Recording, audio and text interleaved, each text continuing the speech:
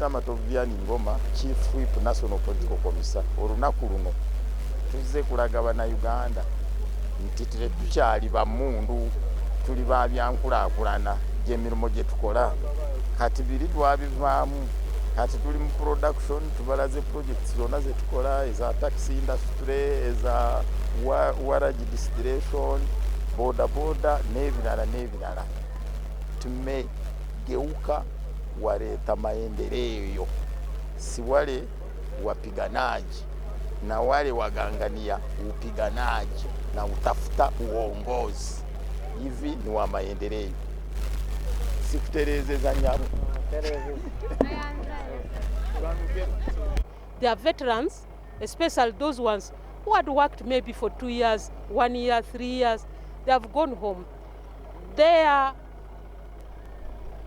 Their pension is, I don't even want to call it a pension. What they are getting as a pension is too little. Some of them are now complaining. They said, we are getting little, so we should say we are not paid. Those group I also have there. But otherwise, right now, the ministry has a very good system on place where now the veterans are paid.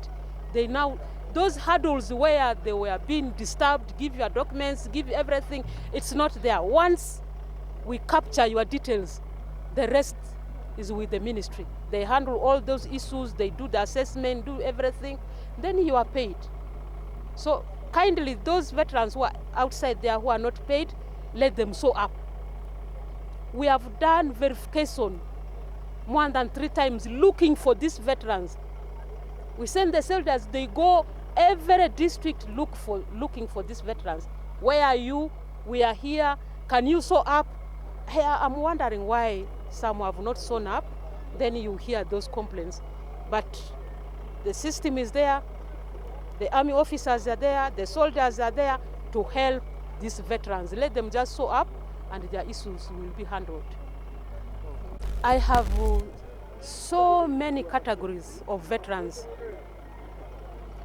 There are veterans who worked in the former governments. There are also veterans who have worked on this current government. Those who work in the former governments, we pay them what you people call casimo. It's ex gratia. It's a one pay off. That one we do for them. And I have a bigger number of people I have paid. I also have been paying the veterans of NRA and now UPDF. When there's a veteran who is complaining that has not been paid, what you need to do is we should get access to his details. When I talk about his details is what is his name, what is his army number. When we get that one, then we will be able to find out when did he retire, how did he retire, was it formal or he deserted. Because I have also come to realize that there are some who deserted, they did not formally, they were not retired, they just decided to leave the army and they are back now. In the villages, there are the people who are complaining. There are some of them. But there are also those indeed who are genuinely, they are retired, they have not been paid. Especially those ones under wreath. The veterans who retired from 1992 up to 2015. It was not a bit of organized retirement like what we do these days. Because these days we retire the veterans in bunches. Every year it comes, we retire them. But those ones, because it was a police, IMF police, they were just forced to leave the army that time. There are some of them, we don't have their details so much. So what we do is, in the whole country, I have zonal pension officers. They know them. Every zone we have an officer there to handle the issue of those veterans. And we call them zonal pension officers, basically to handle the issues of pension. When there are some within the localities here who have not received their pension, let them reach my officer. They will sort them out and give them to the ministry. Those who are not paid, we put them in the system and they will be paid. That is, other than being in your village there, we complain there, we don't know about you, then it may be a problem. But you come up, show up, then we see how to help you. That is it.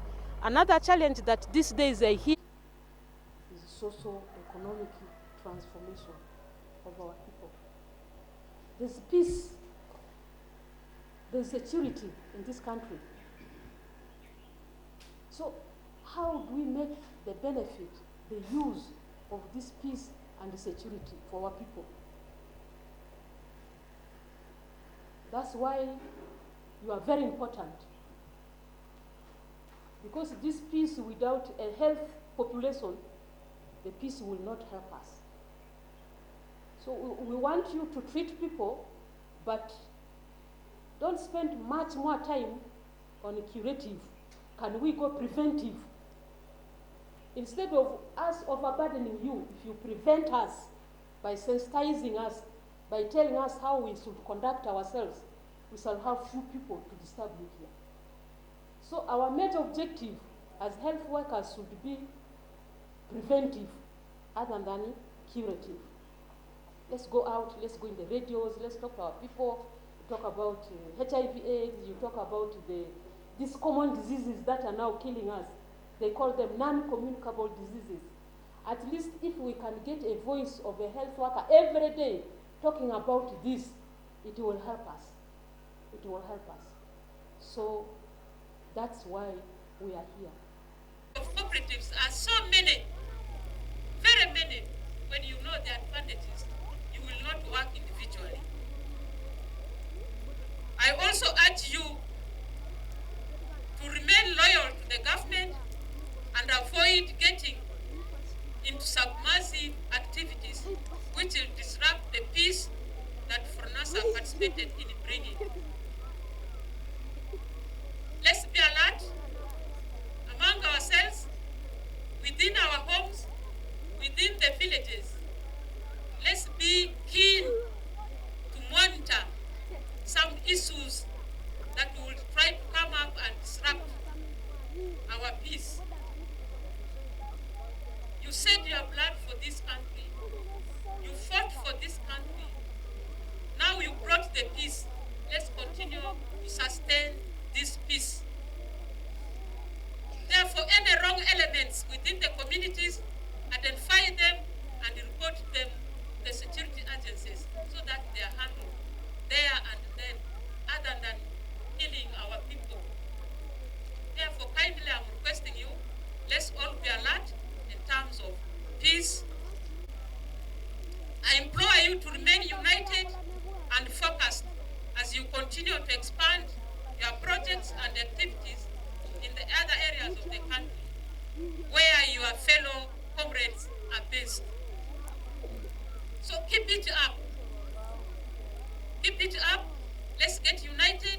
If there are few challenges that are trying to emerge among, sit down and you solve them. Because the united